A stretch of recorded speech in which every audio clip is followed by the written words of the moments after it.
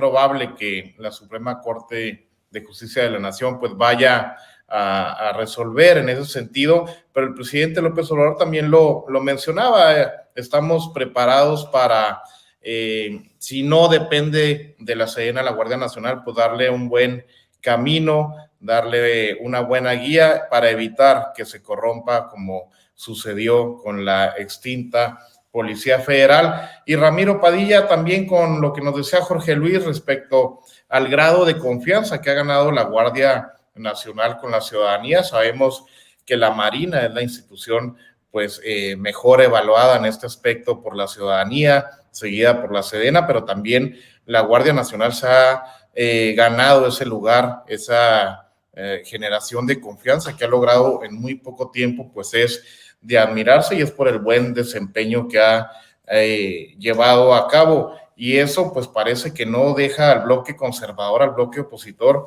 aprender de los errores del pasado, de sus propios errores, de sus propios gobiernos, porque se siguen aferrando a políticas que ellos llevaron a cabo de manera errónea y que fracasaron profundamente, Ramiro. Hay una, pues obviamente hay una construcción, o sea, lo que se llama la construcción de la confianza que tiene que ver con los lineamientos de un gobierno que hace las cosas bien. Yo muchas veces le pregunto, cuando tengo mis debates con los fachos, les pregunto, bueno, ¿y ustedes qué podrían hacer mejor que este gobierno? Me gustaría que enumeraran al menos 10 cosas que pudiesen hacer mejor que este gobierno. Recuerdo un hilo en Twitter donde Aguilar Camín refuerza los programas de López Obrador y ahora sí llama para una revolución social y la chingada, pero pues, oye, pues espérate, tuvieron 80 años para hacerlo y ahora no lo hicieron. Obviamente las instituciones militares de tiempo, como la Marina, por ejemplo, la Marina siempre tuvo un alto grado de confianza de la población porque saben que la Marina pues anda en otro rollo. Obviamente también sabemos de los riesgos de sacar a los militares a las calles sin el entrenamiento propio para el combate al crimen organizado, que no están preparados para eso, y también sabemos del desgaste en el que pueden incurrir las Fuerzas Armadas por lo mismo. Por eso se creó la Guardia Nacional. Pero de a poco, porque este es un trabajo que se tiene que hacer de a poco, es muy importante entender que este tipo de circunstancias, este tipo de trabajos son a largo plazo. El problema de la oposición mexicana es que pues ellos vivían en el permanente año de Hidalgo, ¿no? Chingue su madre el que no se lleve algo. O sea, todo el tiempo, o sea, tú entrabas de diputado, de senador, de presidente municipal, de regidor, de lo que fuera, y tú sabías que pues no sabías si ibas a repetir o si podías armar una carrera política. Entonces lo que hacías era pues tratar de robarte la mayor cantidad de dinero posible, hacer los mayores negocios posibles. Ahí tenemos un ejemplo como Roberto Madrazo, el dueño de Latinus, que no sabemos de qué vive porque jamás trabajó en la iniciativa privada, pero sin embargo tiene una cantidad de dinero que pues uno no puede siquiera vislumbrar, ¿no? Quizá tenga riqueza para 8 generaciones. Entonces, el trabajo de la confianza de las instituciones es un trabajo a largo plazo, es un trabajo que tú tienes que ir haciendo, o sea, ya ni siquiera por sexenios, sino por décadas, porque se va a llevar algunas décadas. Volver al estado en el que teníamos, por ejemplo, de 8 crímenes violentos por cada 100,000 habitantes, que fue lo que dejó Fox, por ejemplo, y que Calderón lo disparó creo que a 30 o 35 o 40, en Ciudad Juárez creo que fue a 55, 60, un caso de zona de guerra terrible. Pues va a llevar una generación volver a regresar, qué vergüenza, el escritor hablando, volver a regresar, bueno, regresar a esos niveles de confianza que se tenían anteriormente, aunque sabemos que nunca hubo una policía a la cual se pudiese confiar, porque obviamente había tintes políticos detrás de las decisiones policíacas. Pero esta construcción de la confianza, pues obviamente es la misma confianza que uno tiene que tener al presidente, porque por fin tenemos una persona honesta en la presidencia. Entonces, va a ser un asunto a largo plazo, Marcelino, el trabajo de generar confianza, y porque lo que decía yo en el segmento anterior, cuando tú tengas a un policía bien alimentado, que gane muy buen salario, que viva en una buena casa, que tenga buenos servicios de salud, que tenga un buen retiro cuando termine de servir a su país después de 30, 35 años, pues obviamente la cosa va a cambiar. Va a ser la otra narrativa, como es en los países del primer mundo, donde un policía, un bombero, personas que se ofrecen al servicio público son altamente respetados, pero en México no se da el caso, porque obviamente pues siempre se ha tendido a precarizar la labor de las de las Fuerzas Armadas, nadie respeta a los policías. Hay que recordar que también hasta las balas le contaban a los policías, y si un tipo te persigue con un cuchillo, no sabía si dispararle o no, cuando en otros países el solo hecho de que te acerques a un policía con un cuchillo, pues te cosen a balazos, ¿no? Entonces, la constancia y la confianza y los números, cuando empiecen a bajar, obviamente porque hay dinámicas contra la criminalidad que están previendo a largo plazo, pues va a hacer que tengamos policías confiables, una Guardia Nacional confiable, policías estatales y municipales confiables, en la cual pues obviamente demos la vuelta y hagamos lo que se llama un cambio de paradigma, un cambio de paradigma social, donde obviamente las policías van a ser otros de los elementos más respetados en el país, Marcelino. Por fin tenemos a alguien de confianza en la presidencia, así es, Ramiro y Jorge Luis, con esto que nos comenta Ramiro Padilla, ¿qué podemos señalar como diferencia entre las Fuerzas Armadas, su labor, su desempeño bajo el mando de Enrique Peña Nieto, de Felipe Calderón, de Vicente Fox, y ahora pues también las Fuerzas Armadas al mando de una persona como menciona Ramiro Padilla, pues de confianza, una persona que tiene un increíble respaldo popular como es el presidente López Obrador?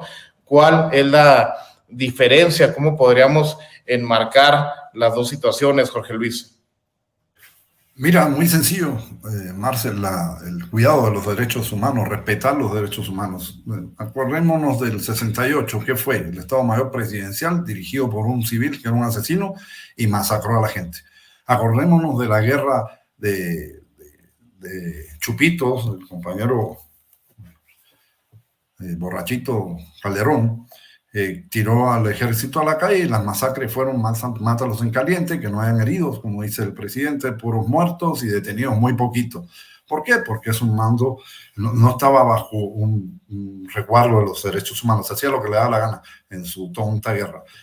Ya vimos lo que pasó con Peña Nieto, los desaparecidos de Ayotzinapa. ¿Quién fue? Estuvo metido el ejército, estuvo metido varios elementos castrenses. ¿Por qué? Porque el mando militar ni tenía, le daban la orden desde la presidencia de hacer las cosas y lo hacían porque es el mando, el comandante supremo. La diferencia es que hoy tenemos en el gobierno a un humanista, a un hombre que tiene un gran respeto por la vida, un gran respeto por los derechos de la gente. Lo tan criticado él de abrazos y no balazos que todavía estos idiotas no han podido entender que no se cambia la violencia de un día para otro, sino dándole oportunidades a la gente para que no caiga en estos problemas. Hoy el presidente es un hombre bueno, es un hombre que tiene buenos ideales, que va con el pueblo, que tiene un gran respaldo y que respeta la vida, fundamentalmente respeta la vida. Y eso no pasaba antes. A estos tipos les valía la vida de los demás, les valía madre, como se dice. Calderón, pues es un asesino, es un tirano. Tener de secretario de Seguridad Pública un narcotraficante, pues ya te dice todo. Vicente Fox, pues un marihuano que siempre estuvo bien arriba y acordémonos de las golpizas que le puso a la gente del Estado de México cuando se iba a hacer el antiguo aeropuerto. Entonces, si tú tienes un violador de derechos humanos, alguien que no respete la vida, alguien que no respete al ser humano, como esos presidentes, como Díaz Ordaz, como Peña Nieto, como Calderón, como Fox, como Zedillo, que no se habla, acordémonos de Aguas Blancas. Entonces, tienes un ejército que va a actuar bajo el mando y la orden de esos criminales. Hoy eso no pasa, ni va a pasar.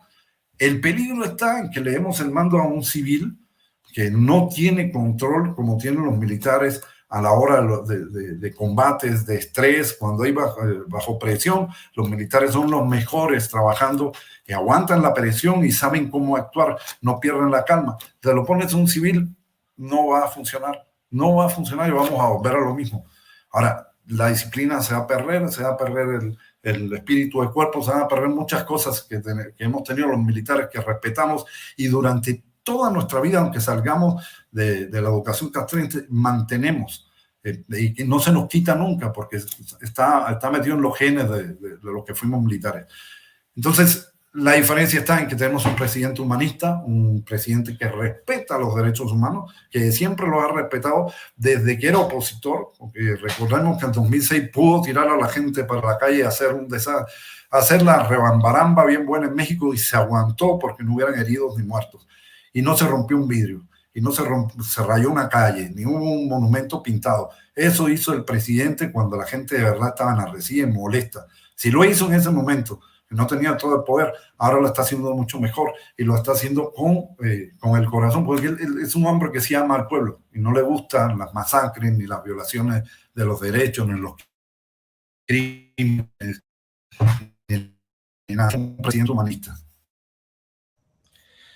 Así es, pues gran diferencia, Jorge Luis y Carla Mote, para cerrar este primer bloque, volviendo un poco a lo que mencionaba Ramiro sobre pues la constancia que debe de tener un proyecto de seguridad como el que ha emprendido el presidente López Obrador, complementado también con todo el tema de la prevención, con todo el respaldo, por ejemplo, los programas de bienestar, de toda la política social del gobierno de México, que sabemos que es fundamental pues para bajar los índices de inseguridad, los índices de violencia en un país, pero ¿cuál es tu opinión respecto a esta constancia que debe tener un proyecto de seguridad y no terminar únicamente con un sexenio? A lo mejor pues será una labor que lleve 10, 15, 20 años, pero que alguien tenía que iniciar y que bueno, pues el presidente López Obrador ha decidido hacerlo a pesar de los frecuentes bloqueos como estamos viendo actualmente por parte del Poder Judicial.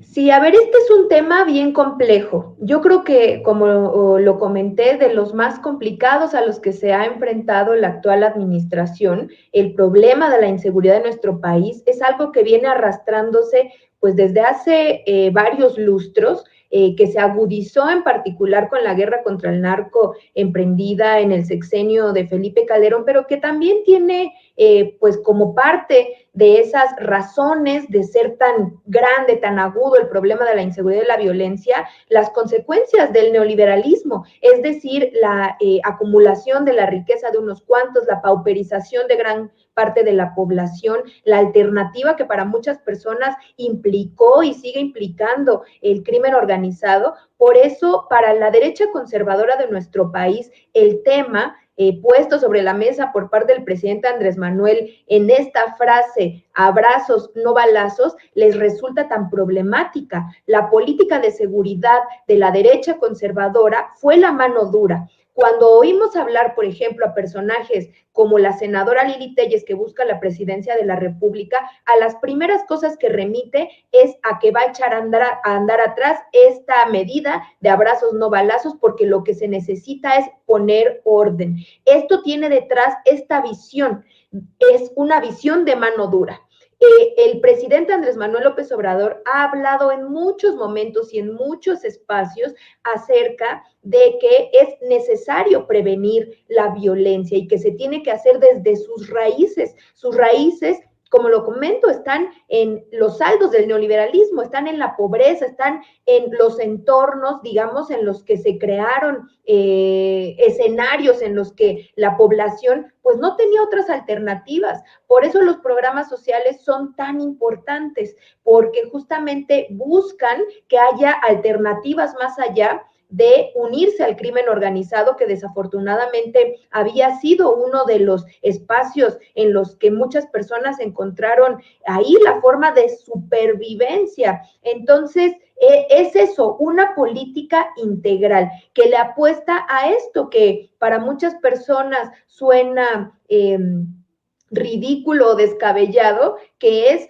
un esquema en donde el castigo no esté puesto como la única opción para resarcir estos daños y además instaurar una cultura de paz.